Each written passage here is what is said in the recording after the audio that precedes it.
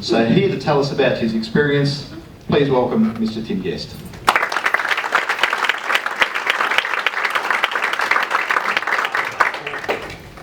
Alright, yeah. Hi guys, how are you? So Tim, Yeah. 10 days on the cold streets of Melbourne. Yeah, so I didn't really know a great deal about the experience before. Didn't know a great deal about what we were going to be doing. I'd been contacted through a friend of mine, and they basically said that they were looking for people in similar situations to myself to be a part of an immersive experience with a documentary over a 10-day period. I pretty much guessed that probably what we'd be doing is, sleeping rough or being homeless for 10 days, but we just didn't really know what was happening.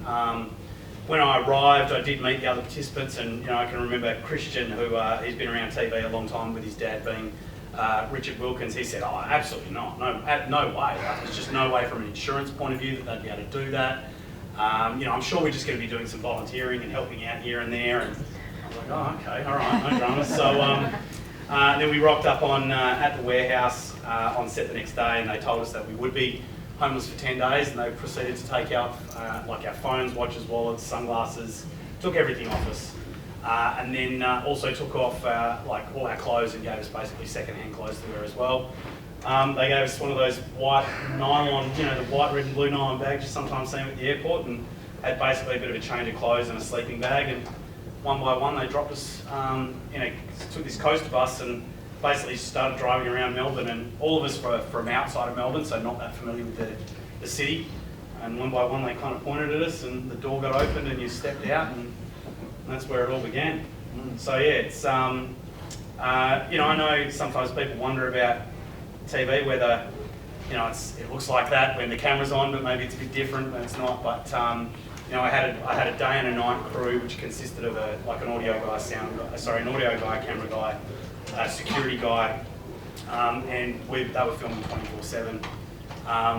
We weren't, at one point I actually met with the Salvation Army, and they were going to provide me with housing or a roof for the night, and then they stepped in and said, "You can't do that, not right now, you're sleeping rough for the first few days." So yeah, it was real.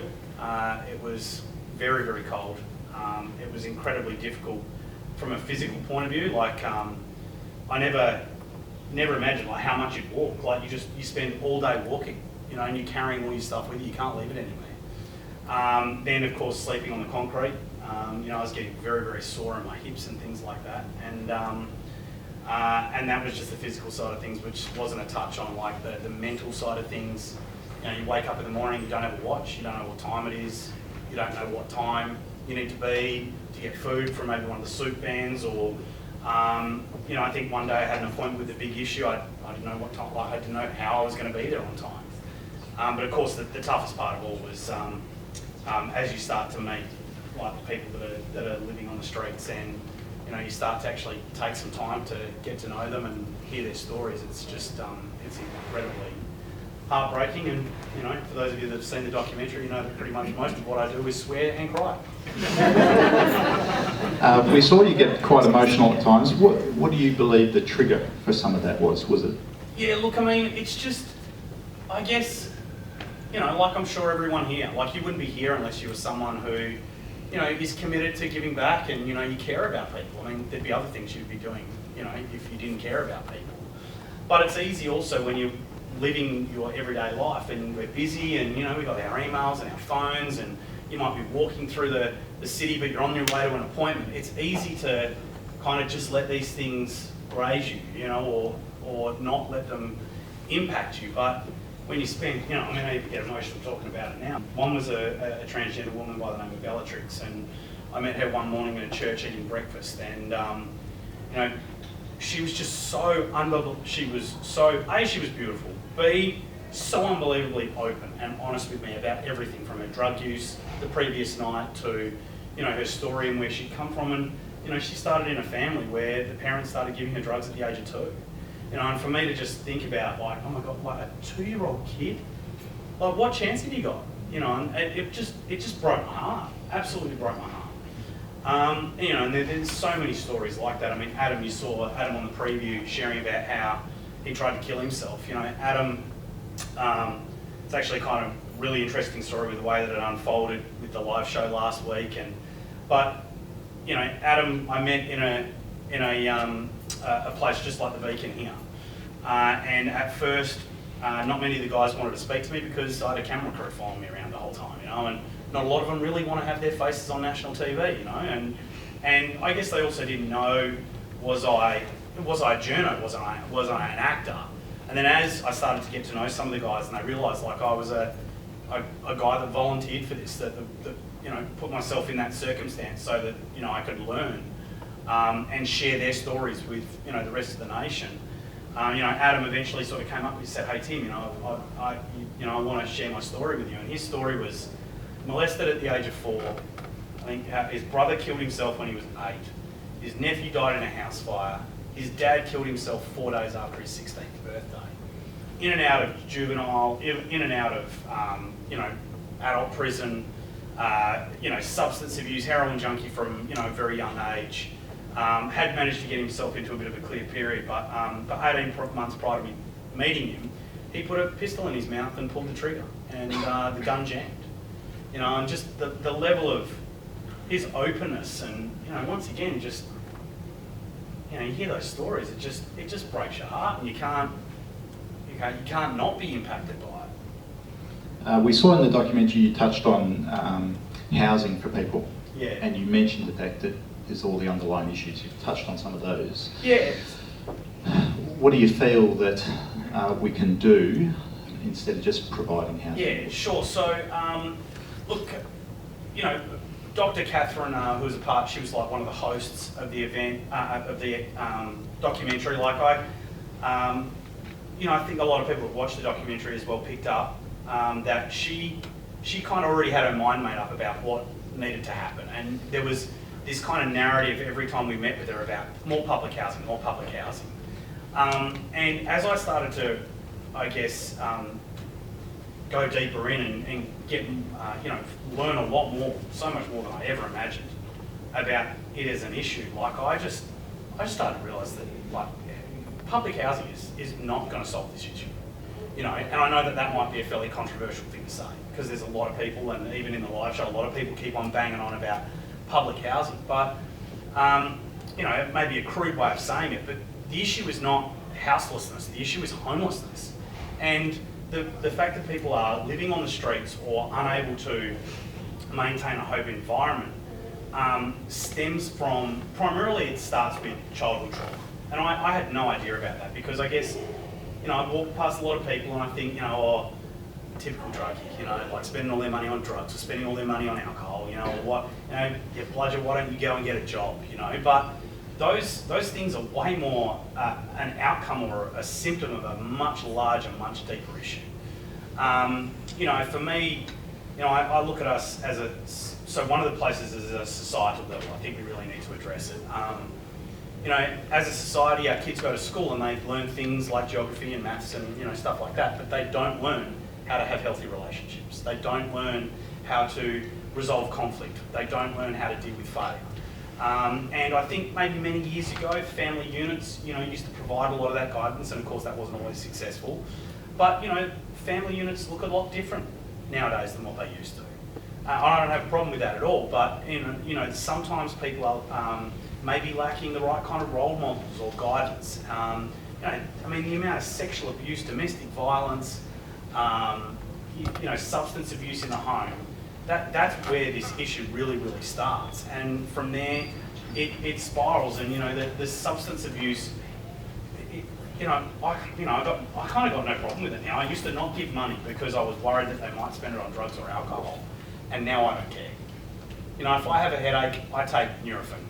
You know, Adam was sexually molested at the age of 4, and he took heroin. You know, that was his way of numbing the pain. It was his way of medicating. Yeah, so I think, sorry, a bit of a long way to get around to your answer, right? But what we need to do, so one, like just speak to them. If that was the one thing you did, it would change your life and it would change theirs. You know, just what could be a minute or two of your time, and find out, like, you know, where are you sleeping? When was the last time you had a shower? You know, are you safe? Like, you know, I mean, you're staying away from the booze and the gear, and you know, like you just talk to them. And it makes them feel human. It will make their whole day. And then probably at more the top upper echelons, like societal and governmental level, like I just think our government system is just broken. You know, I'm sure many politicians get into politics wanting to make a difference, but the system just doesn't really allow it. You know, they have to start selling out on something they stand strongly for because they're trying to get something else through. You know, and any system that does that, you know, it's not exactly providing a lot of leadership for us as a society. We saw you move from the streets where you'd made yourself comfortable with some cardboard and some cones to show that that was your area. I did, I did not want to leave that spot. It became mine. I felt safe there. Like, you know, I knew where my toilet was. I knew where, you know, I could go and get breakfast in the morning. Like, I really didn't want to leave. But yeah, but then moving into Ozanam House, which is a, you know, facility very much like here. It was by far the best part of my experience. You know, and in terms of talking about like houselessness and homelessness, like it's the support, it's someone that actually gives us stuff, and the support services that facilities like the Bee can provide. It's immeasurable. You know, the kind of difference. You know, that it could have been any time. It could have been 4 in the morning. If I needed someone to talk to, there would have been someone there. You know, and then of course being able to help them, you know, whether it be, you know, find drug rehabilitation programs or find the next step in terms of housing. It really is that platform that people can then start to get their life back on track. And Adam is a perfect example. You know, after me meeting him, it took him a bit of a while, but you know, got himself into a rehab program, got himself sorted out. You know, 9 months on. He's a completely different looking guy. He's got a job. He's back reunited with his family. You know, and he's got a real shot now at turning his life around. You know. So we've got crisis accommodation, and then we've got I guess what you would call some dodgy accommodation that you stayed in. Yeah, the rooming houses. It's I really struggled in that part of it was such a demoralising thing. You know, you know, you go into this rooming house, I think there's 48 people living in this house that should be freaking demolished. Like, it is disgusting.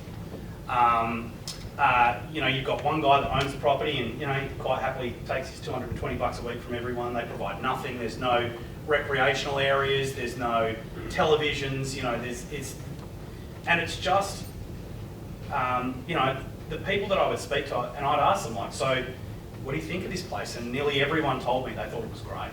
And I couldn't believe it. There was one guy that I met that was like, this place is a rip-off. And it just, I can really, without the support services, and this is exactly what I'm talking about, like, they've got a room, they've got a roof, but for most of those people, there was guys there that have been living there for 22 years. And there's a couple one guy that had been living there 18 years. You know, 18 months prior to me being there, someone had been stabbed. You know, multiple people have been stabbed, you know, beaten up, violence, all the doors are kicked in, all the walls are, they actually, in the foyer, you know when you go to Bunnings and they've got all the doors lined up, like you go and buy them in bulk? They're just lined up there in the foyer, just waiting for the next door to get kicked in, so that they'll go and just put another door on.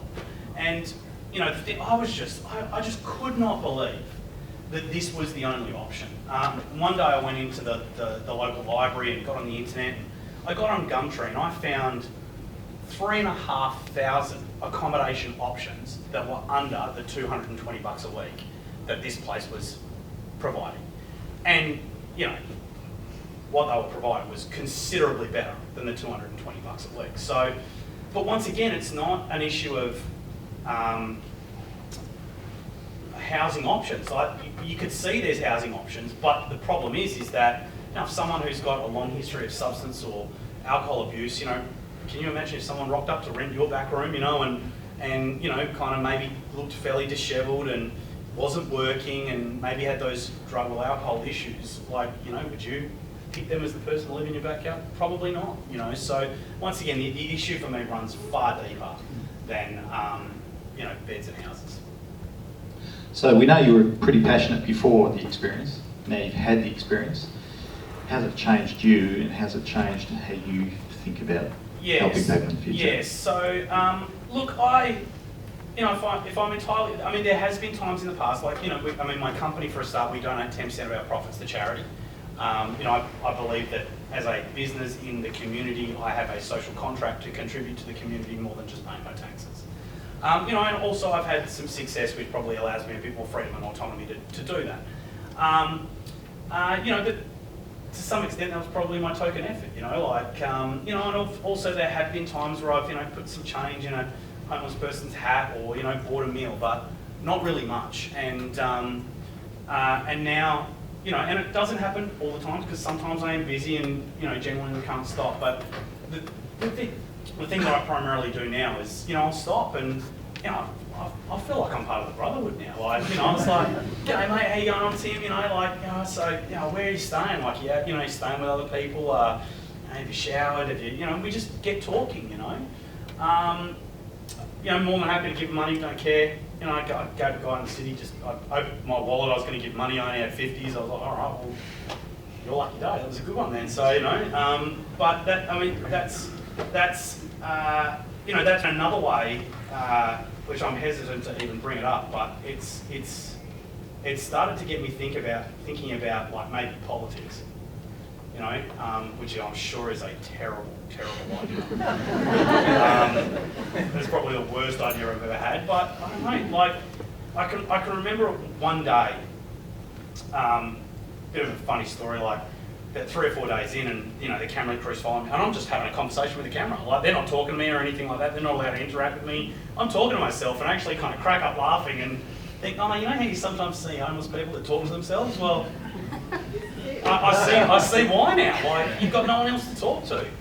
And I was kind of talking through about like how I think it would be great for the politicians that are responsible for the portfolios that deal with welfare and homelessness. Like, man, they should do what I did. They should spend 10 days on the street. That would give them a whole new insight to the issue, And then I was, in this conversation I'm having with myself, I'm talking about like, we need some real leadership. Like, it seems to me in this generation we lack, where are our Gandhis? Where are our Nelson Mandelas? Where are our,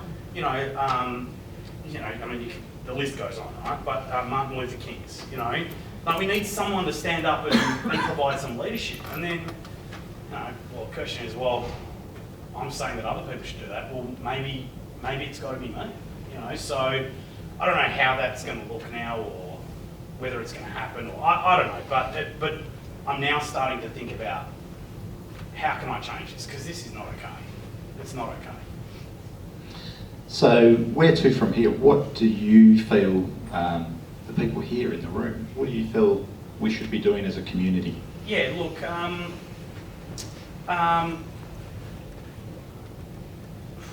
that's a really tough question. I would love to see, and I kind of challenge other CEOs and managing directors, to do something like what I've done. We constantly, there's a thing called the Giving Index here in Western Australia, and you kind of look it up, and there's a lot of big corporates and stuff like that, and it's like, oh, this year we donated 1.3% of our profit to charity, and I'm kind of like, well, I'm nowhere near in your league, like I'm doing 10. I think you can do better. So firstly, I'd like to challenge other managing directors and CEOs to do the same. And look, one of the benefits, if you're not a publicly listed company, it's a lot easier to do because you get to make the rules. So, and doing it from a place called, we don't get to operate our business without the community, and so like I said, that's why I feel obligated to do something like that. And I also am aware that, we're not in the greatest of times right now, and maybe not every business can do that, which is fine. So, do whatever's appropriate, but, get on board in terms of that sense. Supporting organisations like the Salvation Army, I mean, their presence on the streets is, I don't remember experiencing another organisation that was so prevalent. Vinnie's was up there as well, but not for me, Salvation Army, I mean, they opened a cafe in Melbourne for 6 weeks just during the coldest parts of winter. And it is the only place at night that homeless people can go. So And the great thing is that they've got all the knowledge, and I don't need to know how to solve homelessness. I just need to support you guys because you guys know what you're doing. So yeah, supporting organisations like the Salvation Army, obviously, and then I think the biggest thing is we're becoming the more and more time goes on, we become more and more disconnected. As a society, it's easy to do with our devices and the way the world is, and you can't change that. And who's to say it's a bad thing either? But but take some time out and find out what people around you are dealing with, because we are all experts at making it look like to other people that we've got everything handled and things are looking good. In fact, now the way the world is today, you don't normally let people know when you're struggling. Some of us are, probably people in this room, some of us tonight are going to have a few drinks because that's a way to numb things, or they're not sharing about what they may be dealing with when it comes to their family or in their careers or at work. Or if we just take a bit of time and get really interested in what others are dealing with, then I think that is what would solve homelessness. Thank you very much. If everyone would like to thank Tim.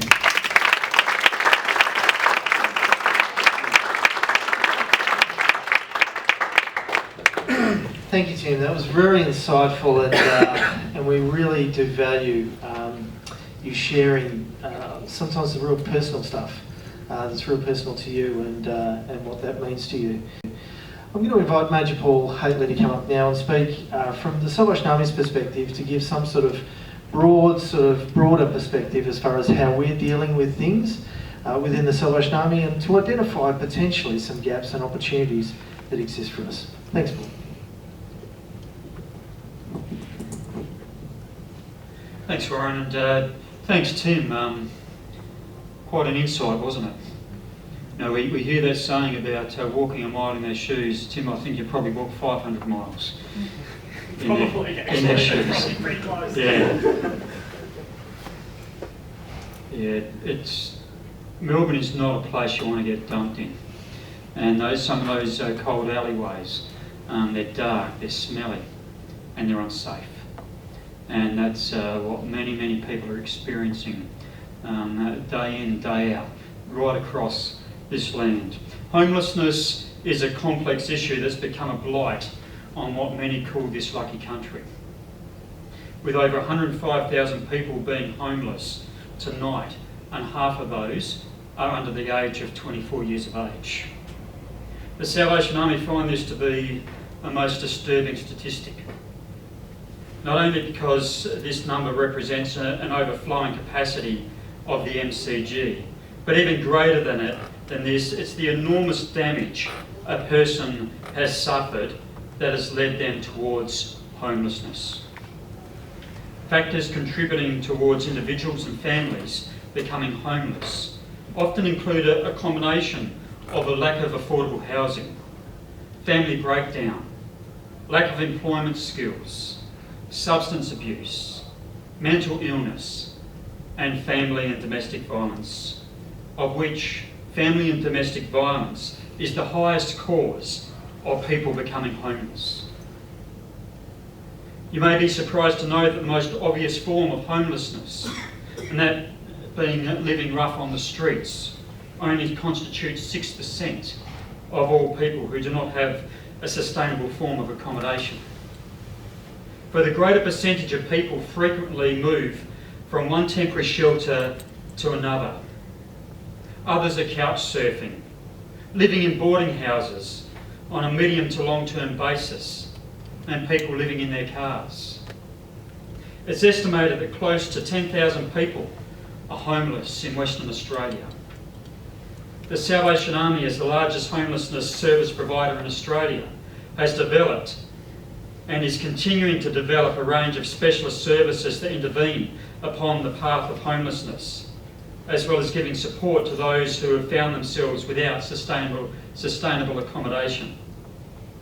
There are currently 4,600 young people in the care of the CEO in WA who would not be counted within the homeless statistics. But our experience tells us that a large proportion of these young people do not have somewhere safe to sleep due to placement breakdown placements that are not appropriate, as well as the choice of the young person to simply not make it work. Statistics also tell us that young people are reluctant to move into hostel care, leaving them with limited choices that leads towards couch surfing, which often leads towards wearing out one's welcome, which ultimately leads into environments whereby they are at risk of exploitation. The Salvation Army, through our Crossroads West program, caters for a number of young people who are homeless or who are under the care of the CEO. We provide transitional support for 14 young people at a time who are leaving state care through casework and advocacy. We provide 10 independent living units, which are simply not enough, and there's a desperate need to expand our stock in this area. We provide accommodation at our Lansdale and Oasis houses for young people with very complex needs, as well as limited support in Kalgoorlie and Karratha. Some of these young people were already in strife when they were in the wombs of their mothers. The biggest gap that we have in our services to young people is the need for a youth homeless crisis centre. If we don't get the response to youth homelessness right, then we'll have a far greater problem going forward with adult homelessness. On any given week, we would assist approximately 170 family units with food, utility and education expenses, as well as clothing and bedding at our Northbridge Doorway Centre. And sadly, we're unable to assist just as many people due to a lack of funding, as well as the facilities that can no longer cope with the size of the demand. A number of the people who present at this centre are homeless, and what we find in almost every circumstance is that the presenting issue in almost every circumstance, which is food and the payment of bills, is only the surface need. Therefore, we have caseworkers that will assist the person in accepting what is the root cause of their poverty, and will work with them in finding release from this predicament. Within this centre, we also offer a soft place to land in our coffee booth, as well as an opportunity for some who are simply exhausted to rest and sleep during the day in our church. And we actually call this a snooze on the pews. This place also offers a place to have a shower, Tim, and just rest for a moment as that hot water that so many of us take for granted just to flow over our bodies and just to feel clean again. As an extension of our Doorways program, we have a street outreach service where we go to parks and squats to offer food, a friendly chat and referral service to places of accommodation. This service operates 365 days a year with our soup run at breakfast time,